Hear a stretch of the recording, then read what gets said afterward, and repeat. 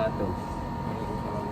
Kami dari kelompok 1 akan mempresentasikan mengenai perkembangan aliran linguistik transformasi.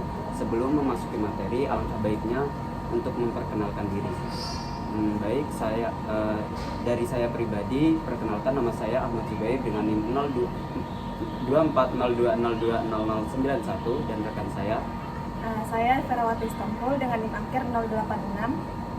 Saya Muhammad Nofal Muhammad dengan NIM akhir 109. Oke, baik. Setelah perkenalan, marilah kita memasuki pada materi yang pertama. Materi yang pertama yaitu pengertian dari aliran transformasi. Nah, aliran transformasi dari perspektif prinsip linguistik terdapat keterkaitan yang erat antara psikolinguistik dan pembelajaran bahasa, terutama dalam hubungan antara metode pembelajaran bahasa dan teori linguistik. Teori linguistik sendiri merupakan kajian yang menganalisis bahasa yang terbagi menjadi dua aliran utama, yaitu strukturalisme dan transformatif generatif. Pada presentasi kali ini, kelompok kami membawakan aliran transformatif generatif. Menurut Krida Laksana 1984 pada halaman 198 menyebutkan transformasi adalah kaidah untuk mengubah struktur gramatikal lain dengan menambah, mengurangi, dan mengatur kembali konstituen-konstituennya. Nah, dari pengertian itu, secara umum transformasi generatif dapat dipahami sebagai suatu proses atau prinsip yang mengubah struktur internal menjadi struktur eksternal atau permukaan. Proses ini mencakup berbagai tindakan seperti penambahan, pengurangan, atau penghilangan, permutasi, dan penggantian. Teori transformasi generatif mempelajari aspek-aspek bahasa dan sudut pandang bahasa itu sendiri, serta menganalisis komponen-komponennya dan fungsinya dalam bahasa yang sedang diteliti. Oke, mungkin penjelasan dari pengertian cukup sampai sini saja. Kemudian materi yang berikutnya yaitu sejarah aliran transformasi yang akan disampaikan rekan saya. Yang selanjutnya ada sejarah teori transformasi. Selama beberapa dekade, linguistik struktural menjadi aliran yang sangat digemari oleh para linguis modern sebagai pendekatan utama dalam analisis bahasa. Namun pada tahun 1957 lahir sebuah resolusi baru dalam linguistik dengan munculnya aliran tata bahasa transformasional generatif. Hal ini ditandai dengan terbitnya buku Noam Chomsky yang berjudul Synthetic Structure. Buku ini memicu berbagai kritik dan masukan yang mengarah pada pengembangan teori yang lebih mendalam yang ditujukan dalam karya Chomsky. Selanjutnya pada tahun 1965 berjudul Abstract of the Theory of Syntax. Oke, materi yang berikutnya yaitu ahli bahasa aliran transformasi yang akan dilanjutkan oleh rekan saya. Yang selanjutnya ada ahli bahasa aliran transformasi.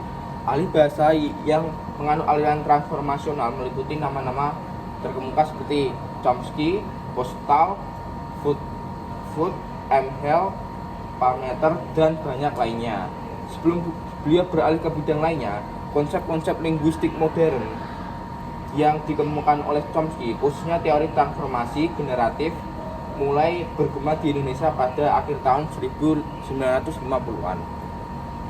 Pada masa itu, pendidikan formal dalam linguistik di Fakultas Sastra dan Pendidikan Guru masih terikat pada konsep tata bahasa tradisional yang dominan dan normatif. Perkenalan terhadap konsep-konsep linguistik modern terjadi setelah beberapa lingua Indonesia seperti Anton M. Mulyono dan T. W. Kamil pulang dari Amerika. Di antara mereka, George Keraf dan Harimukti Kardilaksono merupakan yang pertama kali memperkenalkan istilah-istilah pentingnya seperti fonem, morfem, dan klausa. Dalam aliran linguistik transformasional, Noam Chomsky menjadi tokoh utama, didukung oleh para ilmuwan lainnya seperti Paul Postal, Jeff A. Fodor, dan Maurice Hale. Aliran ini memandang bahasa sebagai sebuah proses mental dan kreatif dengan menekankan konsep-konsep utama seperti kompetensi, performasi, dan struktur dalam serta struktur permukaan, serta menolak pandangan strukturalisme yang lebih berfokus pada kebiasaan dalam berbahasa. Kemudian materi yang berikutnya adalah tata bahasa transformasional yang akan dijelaskan oleh rekan saya. Baik, selanjutnya kita masuk ke materi tata bahasa transformasional. Tata bahasa transformasional ini selalu berusaha mendeskripsikan ciri kesemestaan dari bahasa. Menurut Chomsky, salah satu tujuan dari peneliti bahasa adalah untuk menyusun tata bahasa dari bahasa itu sendiri. Tata bahasa yang dikemukakan oleh Chomsky itu ada dua. Yang pertama itu, kalimat yang dihasilkan oleh tata bahasa itu harus dapat diterima oleh pemakai bahasa tersebut sebagai kalimat yang wajar dan tidak dibuat-buat. Yang kedua, ada tata bahasa yang harus berbentuk sedemikian rupa sehingga satuan atau istilah yang digunakan tidak berdasarkan pada gejala bahasa tersebut saja. Semua harus sejajar dengan teori linguistik tertentu. Baik, selanjutnya ada ciri-ciri aliran dari transformasional. Kalau aliran transformasional ini memiliki beberapa ciri-ciri, yaitu ada 5 ciri. Yang pertama itu ada aliran ini sangat erat dengan psikolinguistik, yang artinya itu proses bahasa bukan sekedar saja bunyi, tetapi juga penghayatan dan pemaknaan terhadap bahasa itu sendiri. Yang kedua itu, bahasa merupakan innate kaum transformasi, beranggapan penuh bahwa bahasa merupakan faktor innate atau warisan atau keturunan yang sudah ada sejak zaman dahulu. Yang ketiga itu, bahasa terdiri atas lapis dalam dan lapis permukaan teori transformasional. Jadi aliran transformasional memandang bahasa itu ada 2 lapis. Yang pertama itu lapis dalam dan lapis kedua itu lapis permukaan. Yang keempat ada bahasa terdiri atas unsur kompeten dan perform. Yang kelima ada bagi kaum transformasional yang terpenting adalah kaidah dari bahasa itu sendiri. Materi selanjutnya itu ada keunggulan aliran linguistik transformasional. Aliran ini merupakan salah satu aliran linguistik yang termasuk aliran yang lebih unggul daripada yang lain. Karena ada beberapa alasan. Yang pertama itu, proses berbahasa adalah proses kejiwaan bukan fisik. Jadi, aliran ini memandang kalau bahasa itu bukan hanya fisik atau bunyi yang dikeluarkan, melainkan juga penghayatan akan bunyi itu. Yang kedua itu ada secara tegas memisahkan antara pengetahuan kebahasaan dengan keterampilan berbahasa. Ciri-ciri aliran linguistik tadi yaitu ada perform, yang dimana bahasa itu dianggap sebagai pengetahuan dan keterampilan.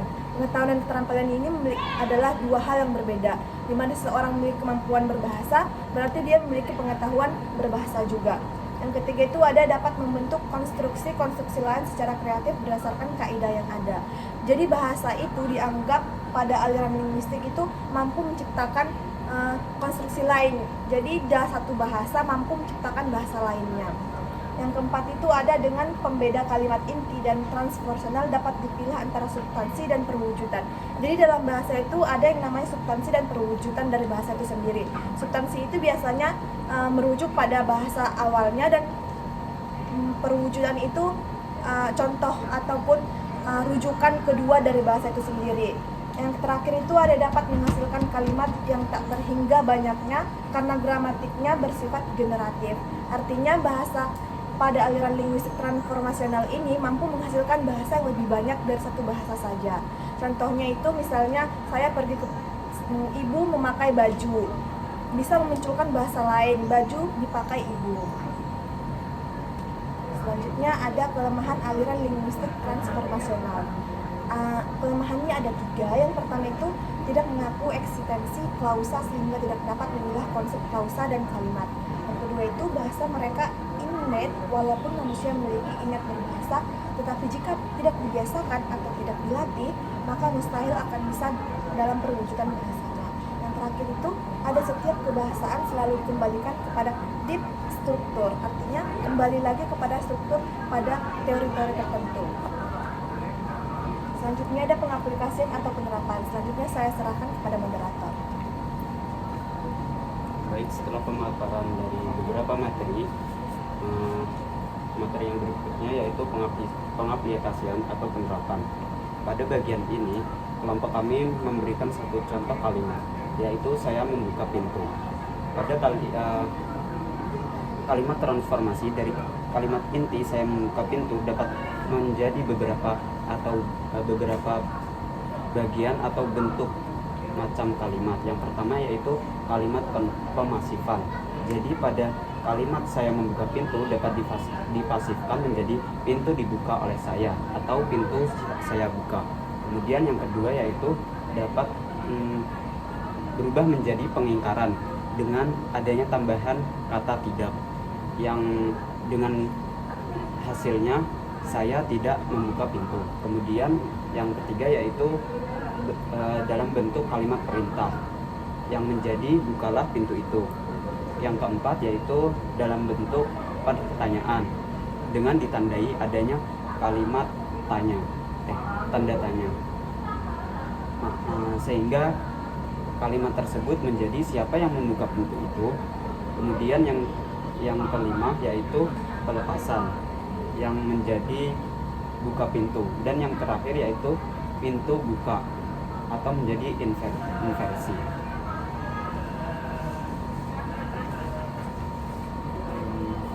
Sekian pemaparan dari kelompok kami mengenai perkembangan aliran transformasional.